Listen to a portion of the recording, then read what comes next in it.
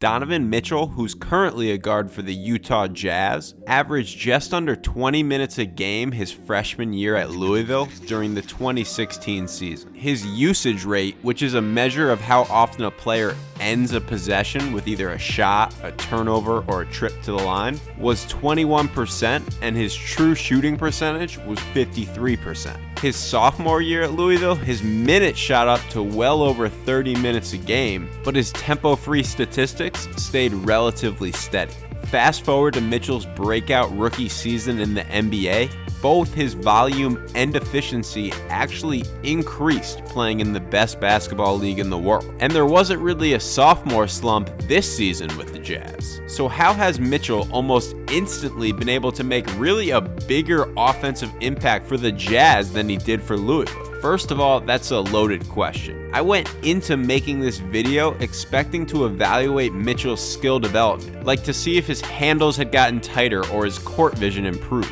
But in the process of trying to do that, the contrast between college basketball and the NBA sort of hit me over the head, and that became the subject of this breakdown. We're going to look at the last game of Donovan Mitchell's NCAA career, a tournament game against Michigan. The staple of Rick Pitino's offense that season was the empty side ball screen, meaning a ball screen that occurs on the outer third of the court with nobody in the strong side corner. Michigan was ready with a game plan for this action. They had their lowest defender on the weak side, in this case Derek Walton, help on the roll. Normally the defender in Walton's position would be called the tagger. The tagger's job is to make contact or tag the roller and then get back to his man. But the term helper is actually more accurate for Michigan's defensive coverage. Walton's priority was to help as much as necessary to take away the roll. The ball gets reversed, and now we have the empty side ball screen on the other side of the floor. This time, Zach Irvin's the helper.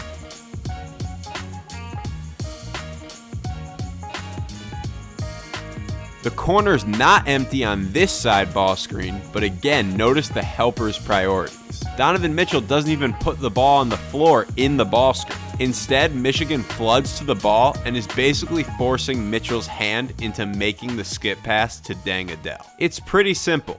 Michigan was content with allowing that skip pass three all game long in favor of clogging the paint. A clogged paint not only takes care of the roll, but also the ball handler. Michigan could get away with this coverage because of Louisville's relatively poor overall team shooting.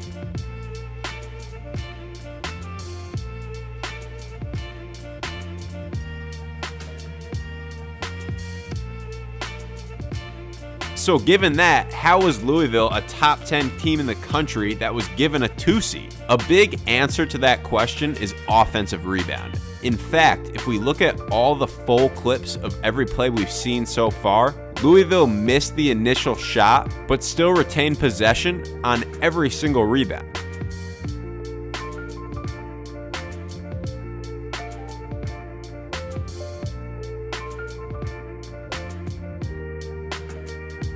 The large range of talent and styles at the college level makes for a different environment than the NBA. This season, the best offensive rebounding team in the NBA rebounded 26.6% of their misses. The worst offensive rebounding team in the NBA rebounded 19.4% of their misses. On the other hand, that Donovan Mitchell Louisville team rebounded 36.8%. 13th in the NCAA. You can win with bad offensive floor spacing in the NCAA. It's not impossible in the NBA, but it's certainly a lot harder. Here, Michigan again forces the skip pass on the empty ball screen, but instead of shooting, Louisville flows into another ball screen. Mitchell splits the defenders, and now we see another issue with Louisville's spacing. On their ball screens, they would usually have the big not involved in the screen, ducking in the paint. Mitchell makes a great play, but the lane is just clogged. Compare that to the opening minutes of Mitchell's playoff game against the Rockets. The Jazz are in spread ball screen spacing with the three guys not in the screen on the perimeter. And the Rockets have much different priorities on defense than we saw from Michigan, but more on that in a little bit.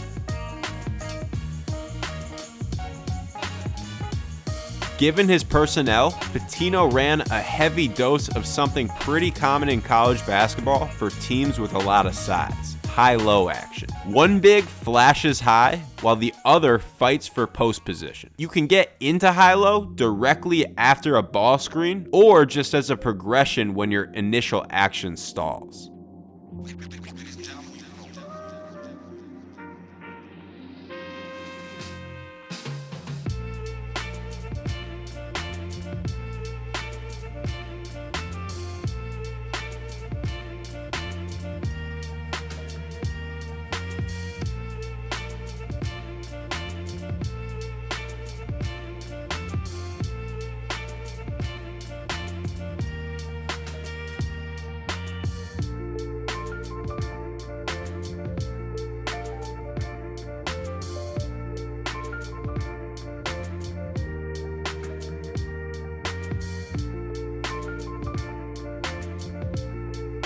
Here the Jazz get the switch on Gobert and throw back for a potential post touch. The high-low way to handle this mismatch would be to flash Derek Favors to the high post and throw over the top to Gobert. But instead, the Jazz stay spaced on the perimeter and skip to Favors for a three.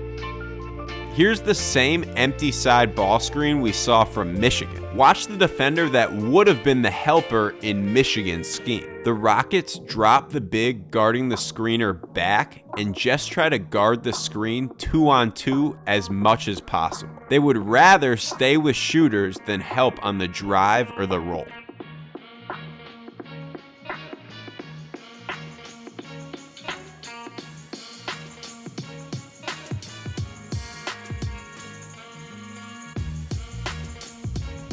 Michigan was much more aggressive with their big, hedging to contain Mitchell from really ever being in an attacking position in the first place. This is Louisville's middle ball screen look for Mitchell and was Michigan's worst ball screen defense of the game, letting Mitchell get downhill.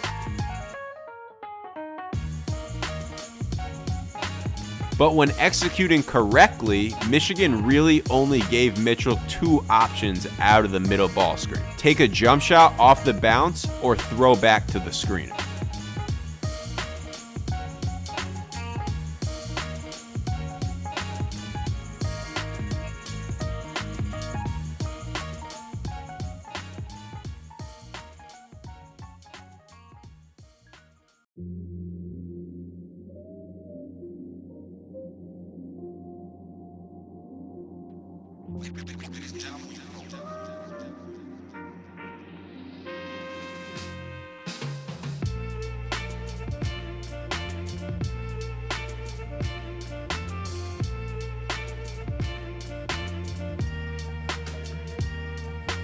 There was a common occurrence by Jazz players in Game 1 of the playoffs that forced Houston to help more than they would have liked: ball screen rejects. Successfully rejecting the screen forced the low man to step up in a somewhat similar way as we saw from Michigan. The Rockets will then split the difference with the other weak side defender, who in this case is Chris Paul, and look to scramble into rotations to hopefully take away the three.